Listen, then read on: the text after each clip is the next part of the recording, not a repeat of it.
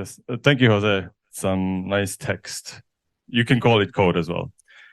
Disregarding Kierkegaard's regardening of the Garden of Eden examines how the triumph of cloud-based post-industrial economic models viewed through the filthy lens of the Anthropocene offer a vital opportunity to disregard Kierkegaard's concept of anxiety, which regards the Garden of Eden as a safe space whose inhabitants are guarded from the anxiety of the outer world. Kierkegaard's conception of the Garden of Eden finds its foil in the privately owned public data garden that constitutes the corporatized social media environment where the flora of anxiety are germinated in the soil of network consciousness, blossoming in the world as armor-plated sports utility vehicles, bovine collagen lip filters, laser-guided weaponry, and hyper-reflective paparazzi-proof clothing lines. Now, I'd love to finish this, but I've received multiple threats from my fellow course mates to not put them through this again. So we're going to continue from here. So what you just heard was actually exhibition press text for a fictional exhibition. That was the premise of a live action role play, or a LARP, that in 2014, me and my fellow classmates at the Berlin Art University were using as a sort of didactic form in order to pre-test the art world. So we all received different characters. Someone was a curator, someone was an artist, someone was a collector. And the premise of this specific LARP was the exhibition called Disregarding Kierkegaard's Regardening of the Garden of Eden. And this was the accompanying image. Now, believe it or not, this specific language or jargon or code has its own specific name, which, if I'm correct, was coined by Alex Rule and David Levine around 2011 in an essay published in Triple Canopy magazine called International Art English, which what they call is this sort of a lingua franca that artists and the art world professionals use between themselves, that kind of excludes everyone else who has no ability or no cultural command in order to navigate through this kind of text. So how they wanted to tackle and prove the sort of banal essence of this kind of language was that they did a statistical analysis by using an online text analysis engine called Sketch Engine, where they used the corpus of an online magazine and a publishing platform for all sorts of art-related press releases, exhibition press releases, criticism, reviews, and so on. A sort of an online environment where this kind of hermetic, discrete discussion of the people who can speak this language happens. So they took the corpus of the efflux and then compared it to the British National Corpus, which is the sort of general use of English language, a corpus created by the Oxford University.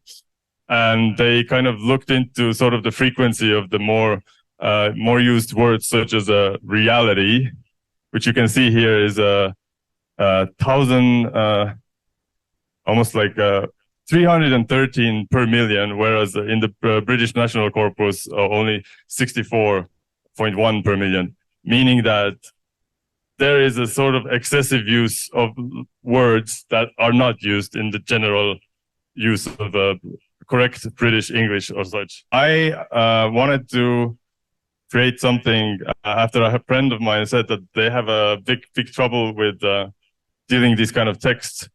So, which is became something called the ArtSpeak Simplifier, where you can use any kind of difficult one of these like press texts, and also the image that's usually accompanying those texts, and get a very like simplified description or a summary. So for anyone who still wants to be included or wants to understand what's happening in these exhibitions. I don't know how many people even ever read those who are here today. Nobody. Oh, Milos. So not for you then. So so there's one of the problems with the essay of the International Art English is that basically their position is sort of superior in that sense that they are saying that we are native speakers, this is incorrect English, English as a lingua franca, we decide who speaks it correctly, who speaks correct, whether this lingua franca called International Art English is really a correct language. And what they also do there is that they kind of bullying someone, bringing an example of a Balkan art student who's using this language in order to gain some sort of attraction, meaning that people outside the sort of Western metropolises where this kind of English is used, it is for them extremely important to, in order to legitimize themselves or their practices that exist outside of, so somewhere not in the Western world. So they are forced to use this in order to, I mean, the same way that if anyone wants to get an art grant, you have to use this language. You have to, it's not, you're not going to get it. It doesn't matter how good your idea is. If it's not presented in this way, it's not going to happen. You're not going to get the money. So yeah, so the article here that I used was by Hito Steil, an artist who has contributed to eFlux many times. So there was they wrote one of the articles that was sort of criticizing the sort of bullying of the International Art English. Also in this article, they have this present this image by a Croatian artist. An artist who cannot speak English is no artist. And another thing is that Steil brings out is that for galleries, doesn't matter whether outside of the Western world where English is not the main language. Both cases, these kind of text, the press text that are sort of the bottom feed of written text, are usually written by underpaid assistants and interns across the world. So I wanted to see if there's a way that this app could also help those people who need to produce these texts and make it easier for them who are not native speakers. So as a continuation, so one thing, what the ArtSpeak Simplifier does, that it creates simplified also a caption or a simplified description of what's on the image. In this case, for the example, this was the pizza with different levels. So yeah, a box of pizza with a quote on it. So because to give an example of how this ArtSpeak Simplifier or International Art English generator works, is that we use the same input of a box of pizza, and it creates, voila, a very difficult but definitely acceptable text. So I'm just worried about getting home, so I might not like. Okay, I wanted to add the example so you could see this one. Transcendent Slices takes inspiration from the dialectic notions of Rancière's Dissensus and Fontane's social critique, weaving together a multidimensional narrative that unveils the hidden power dynamics within the social fabric. The familiar yet subversive object, the pizza box, becomes a site of constatation, inviting the viewer to penetrate the veils of normative discourse. So another sample. So, and what you can also do is that you can create the text from the simplified version of the disregarding Kierkegaard's regardening of the Garden of Eden simplification.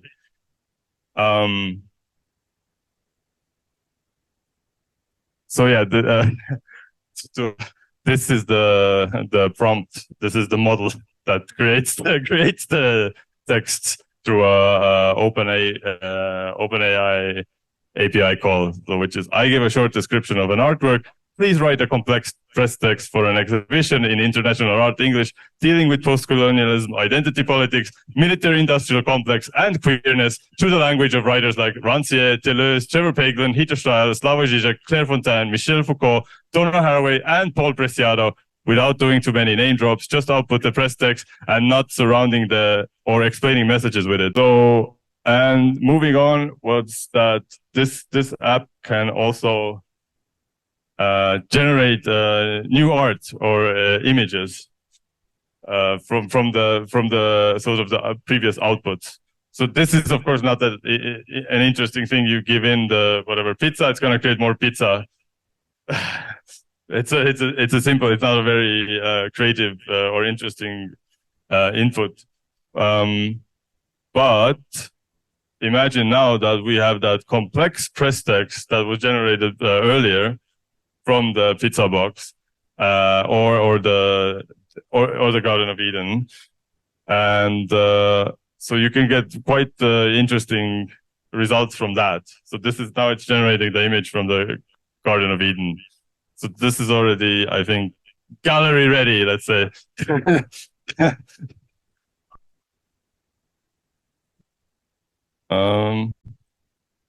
Yes.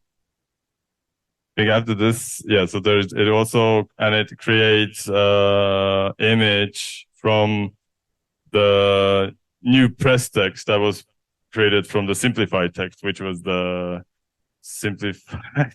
So I'm getting lost at the whole model myself now. But anyway, so it's the idea was also that what we arrive at one point is a sort of a loop, that a previous output can become the input for the next output, which is actually, if we think about it, this is how art works usually.